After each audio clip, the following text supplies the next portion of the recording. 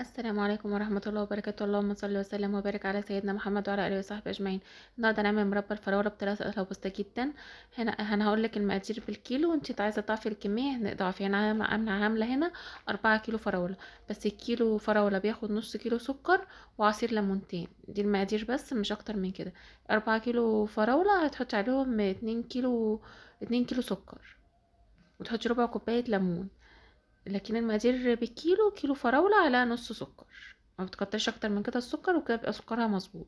هنجيب بقى الفراولة ونقطعها كده، ننضفها طبعا ونغسلها ونقطعها مكعبات كده صغيرة، ونقلب عليها السكر. اهم حاجه المرحله دي بقى تفضلي تدعكي فيها كده بايديكي لحد ما تهرسيها معاكي خالص. عايزه تضربيها بالهاند بلندر ضربه بسيطه كده، تكه بسيطه، عشان متبقاش صعبه على ايدك، براحتك. بس انا فضلت اهرس فيها بايدي لحد ما وصلت للمرحله دي. ده اللي بيخلي قوامها متماسك ومتبقاش صيصه كده وفاصله الفراوله عن الميه. نرفعها بقى على النار. اول ما نرفعها على النار، الريم اللي بيطلع دوت بتشيليه وبترميه، ما بتستعملوش عشان ما يبقاش فوق الوش كده فوق الفراوله. كل ما يطلع معاكي بتجمعيه في طبق وتكبيه. يبقى هنا بقى نحضر الليمون اللي هنعصره على المربى. هنحط هنا، انا معايا عامله 4 كيلو، هعصر عليهم احط عليه ربع كوبايه. لو هتعملي كيلو حطي عصير ليمونتين بس.